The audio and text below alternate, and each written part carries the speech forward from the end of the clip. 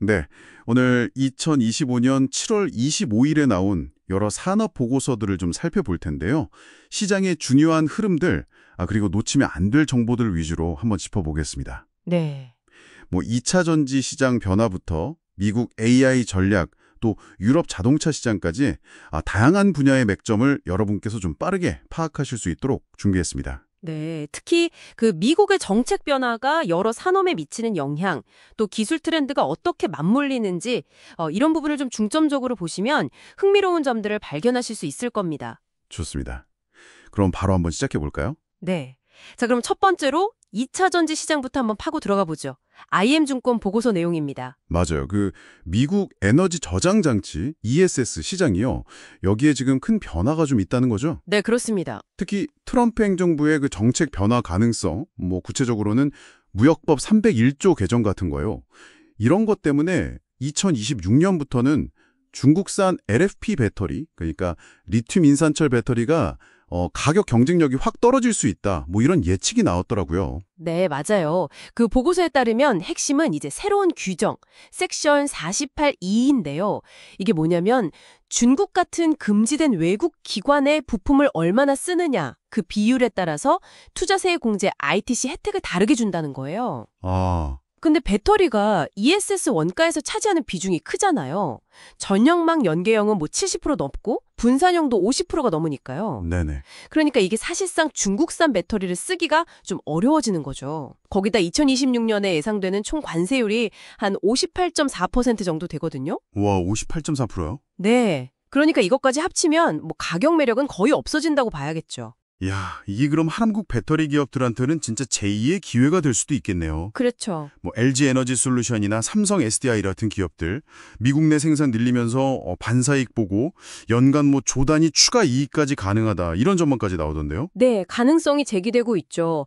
게다가 요즘 AI 때문에 데이터 센터 엄청 늘잖아요. 아, 맞아요. 그래서 ESS 수요 자체도 계속 탄탄할 거라는 점도 긍정적이고요. 근데 궁금한 게 이렇게 갑자기 수요가 몰리면 우리 기업들이 그 물량을 다 맞출 수 있을까요? 생산 능력 같은 거요. 그거 좋은 질문인데요.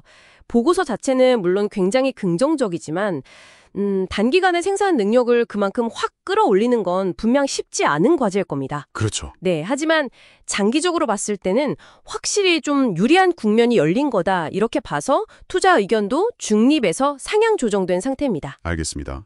자, 그럼 다음은 반도체 쪽으로 넘어가 보죠. 하나증권 보고서인데요. 미국이 AI 행동 계획 이걸 발표하면서 AI 리더십을 더 강화하겠다. 이렇게 나섰어요. 네.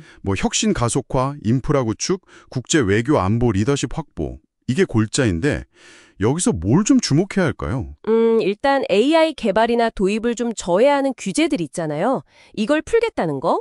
그리고 정부나 국방 같은 공공부문부터 AI 도입을 좀 서두르겠다. 이런 의지가 보이고요. 어허. 또 하나는 그 CHIPS법 보조금 지원할 때 불필요한 정책 요구사항 같은 거 좀 없애겠다. 이런 부분도 반도체 업계에는 꽤 직접적인 호재죠. 네. 이러면 당연히 AI 반도체 수요는 더 커질 수밖에 없는 환경이 조정되는 거고요. 다만 좀 지켜봐야 할 부분도 있는데요. 반도체 장비 부품에 대해서 새로운 수출 통제 가능성도 언급이 돼서 이 부분은 앞으로 어떻게 될지 좀 봐야 합니다. 기술 패권 경쟁, 이게 우주 분야에서도 나타나는군요. 유진투자증권 자료를 보니까 트럼프 행정부가 미사일 방어망 골든돔 구축 파트너로 스페이스X 대신해요. 네. 아마존의 카이포 프로젝트를 고려 중이다. 이런 보도가 나왔어요. 트럼프랑 머스크 사이가 안 좋아서 그런 거 아니냐 이런 말까지 나오던데요. 네, 그런 얘기도 있죠. 근데 표면적인 이유 말고도 미국이 스페이스X에 너무 의존하는 걸 좀 줄이려는 그런 전략적인 판단도 깔려 있다고 봐야 할 것 같아요. 아, 그럴 수 있겠네요. 네, 덕분에 아마존의 우주 사업은 오히려 더 탄력을 받는 분위기고요. 근데 이게 유럽도 좀 비슷해요. 유럽도요? 네, 미국 스타링크에 대한 의존도를 줄이려고 프랑스랑 영국 정부가 유텔셋이라는 회사에 지분을 투자하면서 유럽 자체 위성통신망 아이리스-E라고 하죠. 이거 구축에 힘을 싣고 있습니다. 정말 뭐랄까 흥미로운 지정학적 게임이 벌어지고 있는 거죠. 그렇군요. 자, 그런가 하면 유럽 자동차 시장은 분위기가 좀 안 좋은 것 같습니다. IBK 투자증권 보고서인데 6월 판매량이 작년보다 한 5% 넘게 줄었다고요. 연간으로 봐도 감소세고. 네, 특히 전기차, BEV 성장세가 눈에 띄게 좀 둔화됐어요. 6월 판매 증가율이 14.5%인데 이게 연 누계 증가율 24.9%보다는 낮아졌거든요. 그리고 이탈리아나 프랑스 같은 주요 시장은 판매가 오히려 줄었고요.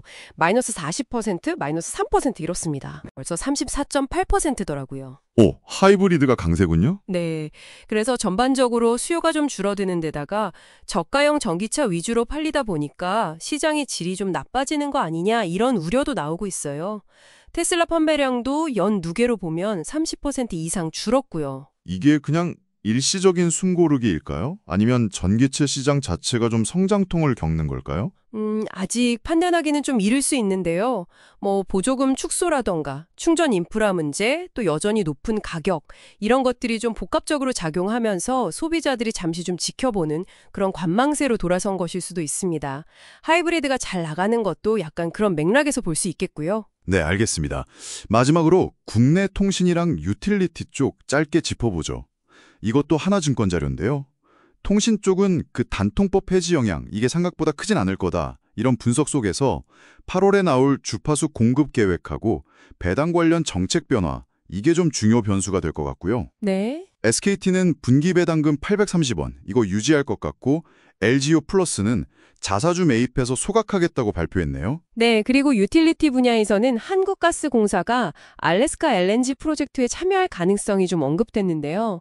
근데 여기가 부채 비율이 워낙 높고 미수금 문제도 심각해서 재원 마련이 과연 가능할까 이 부분은 좀 면밀히 봐야 할 것 같습니다. 아, 그렇죠. 네, 반면에 지역난방공사는 2분기에도 실적이 괜찮을 것으로 예상됩니다. 네, 오늘 이렇게 쭉 살펴보니까 정말 미국의 정책 방향, 또 AI라는 거대한 기술의 물결, 그리고 지정학적 긴장감 이런 것들이 서로 막 얽히면서 다양한 산업 지형도를 정말 빠르게 바꿔놓고 있네요. 맞습니다.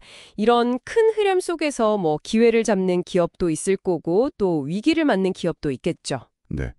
오늘 저희가 이렇게 던져드린 정보들을 바탕으로 여러분께서 관심을 두고 계신 분야나 아니면 투자 영역에서 이런 변화들이 어떤 의미를 가질지 또 어떤 새로운 질문들을 던져볼 수 있을지 한번 연결해서 고민해 보시면 더 깊이 있는 이해에 도달하실 수 있을 겁니다. 네, 오늘 말씀 감사합니다. 다음 시간에 더 흥미로운 정보로 찾아뵙겠습니다. 네, 감사합니다.